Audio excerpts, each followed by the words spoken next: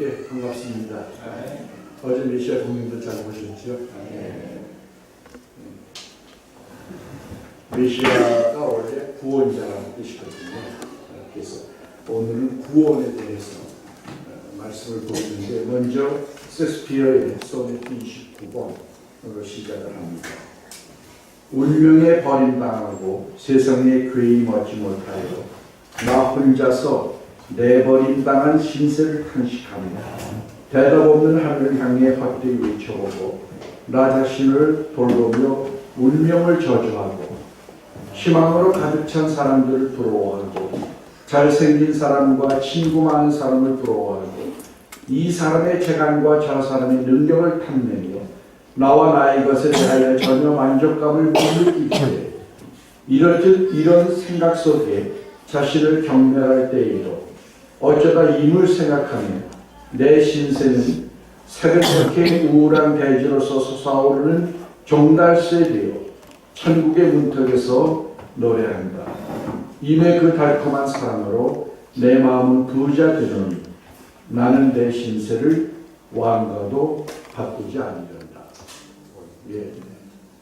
신세 한탄하고 운명 한탄하던 사람이 임을 만나서 인생이 바뀌는 얘기입니다. 이미 예수님이죠. 이미를 만나서 바뀌는 겁니다. 저희 성경 공부 조회에서 황준호 선생님이 질문을 가끔 잘해요. 유연한 질문을 하시는데 예를 들면 구속사 같은 거는 보통 사람이 생각 안 하는 거거든요. 거기에 대한 질문이라든가 구원에 대한 질문을 하셨습니다. 개념을 통해서 기독교를 이해하게 되죠. 기독교가 제일 많이 쓰는 개념 중에 하나가 구원입니다. 여러분 구원 받으셨습니까? 아멘. 네, 아멘. 네. 많은 사람들의 요구가 신앙을 처음 시작하면 모든 사람이 갖는 요구가 있죠. 하나님을 보여달라. 그겁니다. 하나님을 보여달라. 예수님의 제자들 가운데 한 명인 빌립도 하나님 좀 보게 해주십시오 그랬습니다. 출애굽기 33장 20절에 보면 하나님이 모세에게 이렇게 말씀하십니다. 또 이르시되 네가 내 얼굴을 보지 못하리니 나를 보고 살 자가 없습니다. 만약 우리가요 태양에 아무 막힘 없이 노출된다면 어떻게 될까요? 그냥 타버리고 말죠. 우리는 설 수가 없는 겁니다. 하나님은 그 영이시기 때문에 육을 입은 우리가 하나님 앞에 못 나섭니다. 그래서 모세에게 하나님이 자신을 알려줄 때도 그 영광만 보게 하셨어요. 스쳐가시면서 영광, 이미지만 하나님은 이런 분이구나 알라 이거죠. 그렇게 알려만 주셨습니다. 그러니까 우리들의 요구는 하나님을 보려고 하는 게 아니라 말씀을 통해서 하나님이 어떤 분인지를 알아가야 합니다. 그게 더 중요한 겁니다. 얼굴 아무리 많이 봐도요. 능력을 아무리 체험해도 제대로 알지 못하면 실족하게 되기 때문입니다. 그러므로 말씀이 하나님의 계시이기 때문에 하나님이 언어를 입고 오셨기 때문에 그리고 우리에게 남겨준 계시이기 때문에 우리가 말씀을 통해서 하나님을 이해하고 만나야 합니다. 신학자 텔미리는 믿음은 증명할 수 없는 사실을 받아들이는 거라고 했습니다. 그게 믿음이죠. 믿으면서 증명을 자꾸 원하는 사람들이 있잖아요. 그 믿음의 차원을 모르는 겁니다. 원래 믿음은 이성과 다른 차원이거든요. 쉽게 얘기하면 기적의 차원이죠. 그 기적이라고 하는 건 증명할 수 없다는 뜻이거든요. 그걸 자꾸 원하기 때문에 문제가 생기는 겁니다. 인간은 누구에게나 문제가 있고 구원이 필요합니다. 그리고 인간의 문제는 고난의 때보다는 즐거울 때 더 있습니다. 다윗도 군대를 나가서 전쟁을 하고 있는데 거리다가 오후에 그렇죠? 거리다가 여인을 보고 실수하게 되죠. 우리들의 마지막 노래는 뭘까요? 우리가 90이 되고 80이 돼서도 놀자 밖에 할 수 없다는 참 문제이잖아요. 마지막 노래는 구원의 노래가 되어야 할 겁니다. 하나님이 우리를 구원하신 노래, 그걸 새 노래라고 성경은 얘기하고 있습니다. 새 노래를 불러야 합니다. 세상 음악도 아름답지만 영혼을 구원하신 하나님에 대한 찬양은 더 아름다운 겁니다. 그게 우리의 마지막 노래가 되어야 할 겁니다. 어떤 흑인의 얘기가 있습니다. 옛날에는 흑인들이 노예였잖아요. 그 노예로 성실하게 주인을 섬겼기 때문에 영국 사람이었는지 그 주인이 문서를 주고 갔어요. 땅 문서를 주고 그 사람에게 주고 갔습니다. 근데 이 흑인이 문맹이에요. 글자를 못 봐요. 그러니까 주인이 뭘 주고 갔는지를 모르고 흑인의 신분에서 은행 통장에 가서 찾아야 되는데 흑인의 신분에서 고생고생하며 살다가 죽었다는 얘기가 있습니다. 무슨 얘기입니까? 성경은 증서거든요. 하나님이 인간에게 어떻게 하고 무슨 혜택을 주겠다고 하는 약속의 증서입니다. 그걸 받고도 우리가 문맹이 돼서 내가 받아야 할 혜택들을 누리지 못하면 흑인과 다름이 없을 겁니다. 왜 우리는 믿습니까? 오늘 본문에 보면 믿음의 결국, 골이라고 했어요. 믿음의 결국이 구원이다 그랬습니다. 구원을 얻기 위해서 한마디로 우리는 믿는 겁니다. 사람을 의지하지 말라고 성경은 얘기하고 있습니다. 우리는 사람을 많이 의지하죠. 그러나 그 생명의 호흡이 코에 있습니다. 아무것도 아니라 그 얘기예요. 그러니 사람을 의지하지 말라. 그 대신 시편 125편 1절에 보면 여호와를 의지하는 사람들은 흔들리지 않고 영원히 든든해 시온산과 같을 것입니다. 그랬습니다. 구원은 윤리의 문제가 아니고 존재의 문제입니다. 이게 기독교와 타종교의 다른 점입니다. 타종교는 인간이 성스러워지려고 노력해서 그 결과로 구원을 얻겠다는 겁니다.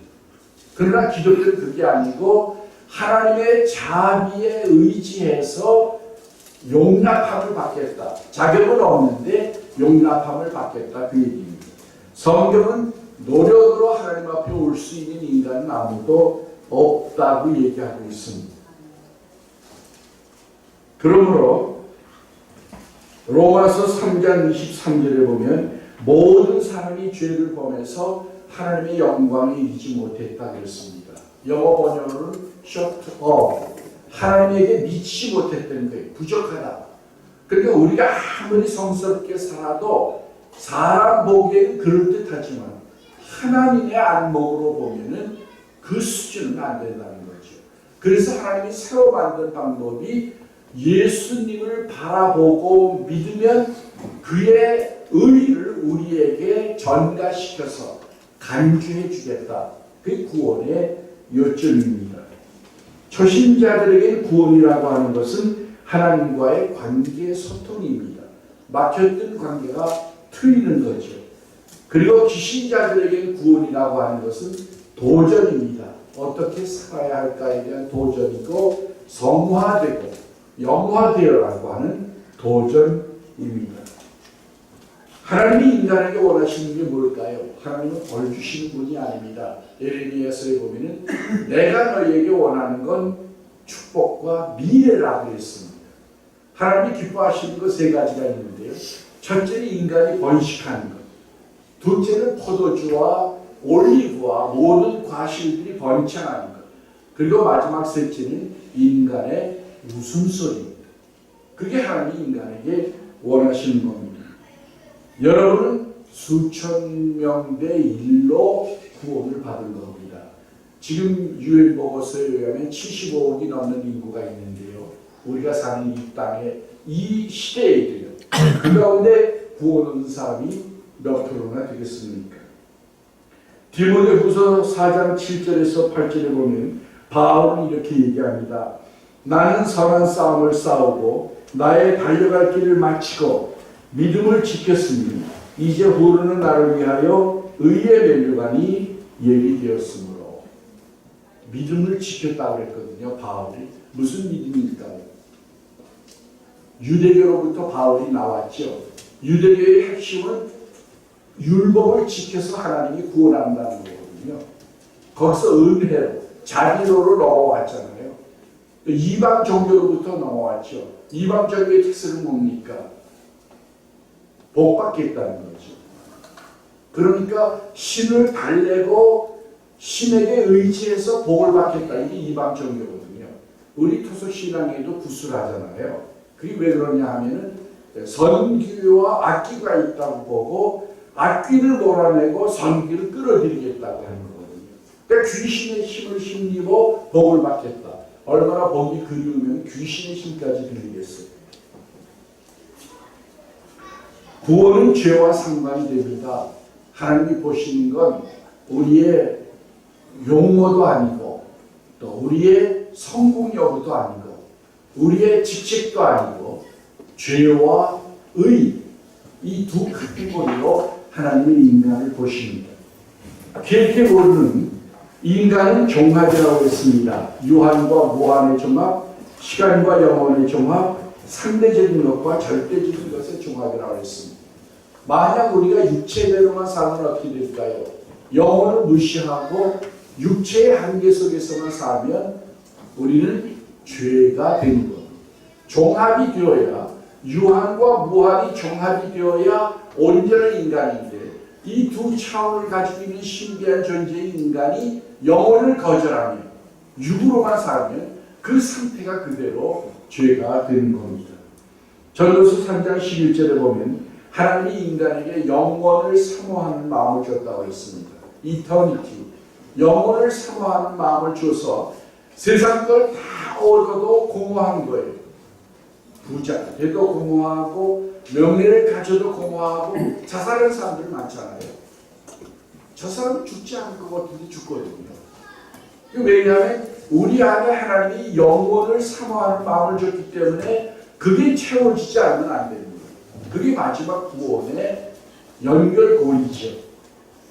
베드로전서 4장 5절에 보면 그들이 산자와 죽은 자를 심판하기로 얘기하신 이에게 사실대로 고하리라 그랬습니다. 먼저 번역에 보면 직고하리라. 그건 뭐냐면 예수님 앞에 서면 누가 뭐라고 그러지 않아도 죄가 줄줄줄 나온다는 거예요. 우리 보통 은혜 받는 분들이요, 초기 단계에서 제일 먼저 하는 게 뭡니까? 회개죠. 회개. 뭐 회개할 게 뭐가 있어요? 우리가 남들 표준을 보면 다 훌륭한 사람들이죠. 또 우리 교인들은 특별히 바르게 살겠다고 작정한 사람들인데 회개할 게 뭐가 있어요? 그러나 하나님 앞에 서면은 먼저 죄부터 묻는 거죠, 하나님. 그래야 그 관문을 통과해야 하나님 앞에 의의 단계로 들어갈 수 있기 때문입니다. 아마 현대의 죄는 쾌락일지도 모르고 이기주의일지도 모르며 개인적이며 이 세상 것만 바라고 사는 것일지도 모르겠습니다. 또 예수님은 성향도 죄라고 했습니다. 남을 이타적이 아니고 이기적인 것. 우리 본능이 그렇게 돼 있죠. 또 여자를 보고 음욕을 품는 것. 그 자체가 다 죄라고 그랬죠. 원래 히라보로 죄라는 말은 신약 성경이 시라보로 되어 있으니까 시라보를 많이 얘기하죠. 하마르티아라는 말인데 그것은 미션 타겟이 빗나갔다는 얘기입니다. 다른 말로 하면 못 미쳤다. 그런 얘기죠. 죄가 오면은 불안과 처조와 외로움과 우울과 무능이 따라옵니다. 그 죄의 현상들입니다. 세상의 모든 문제는 결국은 제도를 아무리 바꾸어도 아직도 아직 남아있는 게 무엇 때문입니까? 인간의 문제이거든요. 현대 이론가들이 많이 발전시킨 게 사회 구조가 문제다. 개인이 아무리 노력을 해도 사회 구조가 잘못되어 있으면 선을 행할 수 없다. 옳은 얘기죠. 그러나 사회 구조가 아무리 바뀌어도 얼마나 발전했어요. 그래서 인간들이 나쁘니까 그 죄가 여전히 있는 겁니다. 하나님 보시는 안목은 인간의 문제다. 그대로부터 오늘에 이르기까지 모든 문제는 결국은 인간의 문제이고 인간 문제에서 가장 중요한 것은 하나님과의 소통을 못하게 하는 죄가 문제입니다. 그러므로 죄라고 하는 것은 하나님의 단절입니다. 사람을 보고 저 사람보다 내가 나으니까 이걸 키르케고르는 바리새인이라고 했어요. 하나님의 표준을 인간의 표준으로 낮춘 거죠. 그러니까 하나님은 그걸 원하지 않으시는 거죠. 죄사함은 모든 사람에게 꼭 필요한 겁니다. 예수님은 병자들을 치료할 때 그냥 일어나 걸어가라 하면 쉬운데요. 무슨 말씀을 하냐면 디베이트가 있을 걸 각오하시고 내 죄사함을 받았다 꼭 그러시거든요. 그러니까 죄를 사는 것이 사람이 그 유대인들은 어려움과 질병은 죄 때문에 오는 거라고 생각을 했어요. 그러니까 병자가 되면 아픈 것도 고통인데 죄인이라고 하는 죄책까지 짊어지고 사는 거예요. 그러니까 실제로 더 근본적인 치료는 뭐냐면 그 죄책을 없애야 하는 겁니다. 그래서 예수님은 죄사함을 먼저 얘기하셨습니다. 사람은 어떤 존재일까요? 창세기 6장 1절에서 4절에 보면 해석하기 조금 어려운 문제가 나오는데요. 하나님의 아들들이 사람의 딸들을 보고 그 아름다움에 취해서 결혼을 했다. 그런데 문제는요. 이것이 하나님이 뭐라고 했냐면 한탄했다는 거예요. 왜? 인간은 육신이기 때문에 상종을 못하겠다. 그러셨거든요. 우리도 어른과 젊은이들이 보는 배우자의 견해는 다르죠. 어른들은 뭐라고 해요? 건강하고 또 유능하면 되죠. 근데 젊은이들은 뭐예요? 예쁘게 돼야 되고 키도 얼마나 돼야 되고 뭐. 벌써 보는 게 다르잖아요. 하나님이 보는 거는 뭘까요? 아마 우리들의 중심일지 모르죠. 우리들의 중심을 보신 하나님. 진실하든가 순수하든가 하나님은 얼마나 기뻐하시겠어요. 근데 인간들은 그게 아니고 멋있다, 잘 나간다 이걸 보는 거죠. 그래서 하나님과는 다르다. 인간의 육체가 됨을 보고 그렇게 말씀하셨어요. 그러니까 우리 하나님께 미치지 못하는 존재들입니다. 출애굽기 32장 9절에서 10절을 보면요. 이스라엘 민족을 이집트에서 해방시키셨는데 이스라엘 민족들이 하나님께 자꾸 반역을 하는 거예요. 아 이스라엘 이집트로 돌아가자. 먹을 것이 없다. 목이 마르다. 그러는 거죠. 그러니까 하나님이 뭐라고 하냐면 이 사람들이 목이 곧다. 목이 곧다고 하는 것은 순종할 줄 모른다는 뜻입니다. 자기 의지로 막 살아가고 하나님에게 순종할 줄을 모른다. 그래서 모세에게 내가 이 민족을 명하고 너로 큰 민족을 이루겠다. 그때 모세가 중재하죠. 하나님 그 조상들의 주신 약속을 생각하시고 저를 용서해 주십시오. 그래서 결국은 하나님이 이스라엘을 다시 용서하십니다. 문제는 뭡니까? 우리는 하나님과 다른 존재이고 킬케고르의 말을 빌리면 하나님은 우리에게 있어서 절대 타자, 전혀 비슷한 게 없는 absolute other입니다. 그러나 문제는 뭐냐면 하나님이 우리를 사랑하신다는 데 문제가 있는 겁니다. 잠잠히 사랑하시고 기뻐서 못 견디시고 그게 우리를 사랑하시는 겁니다. 우리를 위해서 천지와 우주를 창조하시고 우리에게 맡기고 주시고 얼마나 놀라운 사랑입니까? 우리밖에 관심이 없어요. 우주가 어떻게 되든지 지구가 어떻게 되든지 하나님과 관심이 없어요. 우리 하나하나에게 하나님의 관심과 사랑이 있는 겁니다. 그래서 로마서 5장 8절에 보면 우리가 아직 원수 되었을 때 하나님과 그렇게 맞지 않은데도 우리를 사랑하셨기 때문에 예수를 보내셨다. 그렇게 말씀하고 계십니다. 켈리라고 하는 신학자는 신앙이라고 하는 것은 궁극적 관심이라고 했습니다. 그러니까 현대인들의 우상이 뭡니까? 80에서 90은 다 돈이죠. 그렇죠? 뭘 위해서 사느냐? 내가 제일 추구하는 게 뭐냐? 내가 진심으로 원하는 게 뭐냐? 그게 돈이잖아요, 보통. 또 그거면 많은 문제들이 해결되는 것처럼 보입니다. 아닌 것 같은 착각이죠. 하나님과의 단절, 그게 우리들의 죄의 자리입니다. 하나님과 단절되는 것. 나는 윤리적으로 아무 잘못 없어. 그게 문제가 아니고요. 하나님과 관계가 소통이 됐느냐 막혔느냐. 그게 죄의 본질입니다. 그렇게 되면은 우리는 해야 할 것을 못하고 하지 말아야 할 것을 하는 형편에 이르게 됩니다. 그리고 이기적이며 미움이라든가 하나님이 원하시지 않는 성향들을 결과적으로 갖게 됩니다. 구원이라고 하는 건 뭡니까? 구약에서는 예수아라는 말을 구원이라는 말로 썼습니다. 그때는 환난이라든가 병이라든가 자연재해로부터 건짐을 받는 겁니다. 그것이 구원이었습니다. 근데 신약에 와서는요, 그 메시아라는 개념이 생겨가지고 구약 후반부터 메시아 개념이 나옵니다. 예언자들을 통해서. 그 구원자라는 뜻인데 아까 말씀드린 것처럼 모든 문제의 근본은 죄이기 때문에 죄의 문제를 해결하기 위해서 예수님이 십자가를 지시게 되는 그런 말씀을 우리가 알 수 있습니다. 죽음과 여러 가지 문제들과 불안은 예수님의 십자가로 다 해결이 됩니다. 그리고 구원에서 가장 중요한 것은 예수 믿는 사람들을 순종하는 자라고 했어요. 성경은. 순종하는 자와 불순종하는 자 둘로 나누는데요. 순종하는 자들에게 역사하는 영은 예수의 영이고요. 하나님의 영.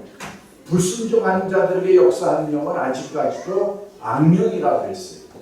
그러니까 구원에서 가장 중요한 건 그 누구의 지배 안에 있느냐 안 보이는 건데 영적으로는 사탄의 권세에서 하나님의 권세로 넘어가는 것을 구원이라고 부릅니다. 그러니까 사탄 때문에 오는 여러 가지 좋지 못한 것들, 그것들로부터도 구원이 약속된 겁니다. 죄는 초기에는 공동체의 문제로 봤어요. 하나님도 아비의 죄를 3, 4대까지 벌을 주겠다. 그러나 어머니는 수천 대까지 주겠다 그러셨거든요. 근데 에스겔이라든가 이사야 같은 예언자들이 하나님께 받은 계시는 죄의 문제는 개별적이다. 아버지 때문에 자식이 벌을 받지 않는다. 그렇게 이제 다르게 된 거죠. 그래서 개별적으로 바뀌게 된 겁니다. 어거스틴은 하나님의 품에 안기까지는 참된 안식이 없다 그랬습니다. 인생은 한없이 고달픈 항이죠. 우리가 하나님의 품에 안길 때에 비로소 참된 평화, 그 샬롬이라고 하는 게 한 5가지 의미가 있는데요. 일이 잘 된다든가 또 평화라든가 좋다든가 그런 의미들이거든요. 그게 하나님의 축복을 얘기하는 말입니다. 인간에게 가장 필요한 축복이 뭐냐? 우리가 일을 할 수 있는 것도, 사업을 할 수 있는 것도, 또 살 수 있는 것도 평화가 있어야 하잖아요. 그래서 성경은 평화를 얻기 위해서 위정하기 위해서 기도하라 그러잖아요. 그래야 그들이 정치를 잘해야 평화가 오고 그래야 우리의 삶이 가능하기 때문입니다. 구원이라고 하는 것은 첫째는 자격의 회복입니다. 하나님과의 관계를 열 수 있는 자격, 죄가 용서받았다는 거죠. 두 번째는 관계의 회복, 그래서 자녀가 되는 것, 하나님의 자녀가 되는 거죠. 세 번째는 상태의 회복, 자유와 인격의 통합이 오는 겁니다. 네 번째는 성향의 회복, 이기심이 이타심으로 나 중심이 하나님 중심으로 바뀌게 되는 거죠. 내가 사는데 어떻게 하나님 중심이 될 수 있을까요? 진정한 신앙인들은 내가 사는 게 아니고 바울의 고백처럼 내 안에 그리스도가 사는 거예요. 그러니까 그게 하나님 중심이 되는 겁니다. 신학적으로는 칭의와 성화가 이루어지는 겁니다. Justification. 하나님을, 예수님을 믿기 때문에 너희는 의롭다고 하나님이 인정해 주시는 거예요. 그게 구원의 단계입니다. 그리고 구원은 개인뿐 아니라 가족과 공동체와 전 인류에게 미치는 겁니다. 그리고 구원은 요한복음 5장 24절에 보면 하나님을 믿는 자들에게는 영생을 얻었고 그랬습니다. 그건 과거고요. 그리고 심판에 이르지 아니하나니 미래고요. 그리고 사망에서 생명으로 옮겼다. 현재 완료예요. 그러니까 예수를 믿으면 이미 구원을 얻은 거고 죄사함 받은 거고 그리고 영생은 약속된 거고 그리고 현재는 그리스도와 함께 살게 되는 겁니다. 결론을 말씀드리겠습니다. 구원을 받았습니까? 라고 묻을 게 아니라 예수 믿으십니까? 라고 물어야 합니다. 왜냐하면 둘은 같은 맥락이기 때문입니다. 오늘 우리들은 음식을 버리면서 사는데 아프리카나 아시아의 어려운 나라에서는 하루에 한 끼 먹기도 힘듭니다. 우리에게 과제가 있다는 얘기입니다. 천국은 나와 인류의 회복이요 완성입니다. 구원 얻으면 우선 자기 자신이 통합이 되어서 자기를 감당할 수 있어야 돼요. 영원히 다른 사람에게 문제만 되는 사람이 되어서는 안 되죠. 인격 통합이 이루어져서 자기 안에 평화가 오고 자기를 감당할 수 있고 그리고 남을 도울 수 있고 더 나아가 하나님의 뜻을 이룰 수 있고 이게 구원 얻은 자들의 단계입니다. 하나님의 도움이 누구에게나 필요합니다. 고린도후서 10장 4절에서 5절 모든 이론을 무너뜨리며 하나님 아는 것을 대적하여 높아진 것을 다 무너뜨리고 모든 생각을 사로잡아 그리스도에게 복장하게 한다. 이게 무슨 얘기입니까? 세상에 생각들이 많잖아요. 사상도 많고 이론도 많은데 그것들 가운데는 하나님을 대적하는 사상들이 있다는 거예요. 무신론, 유물주의 예를 들면요. 이런 많은 것들이 있죠. 이것을 쳐서 그리스도에게 복종해서 그리스도를 주로 고백하고 무릎을 꿇게 하는 것이 하나님의 구원의 사역이다. 그런 얘기입니다.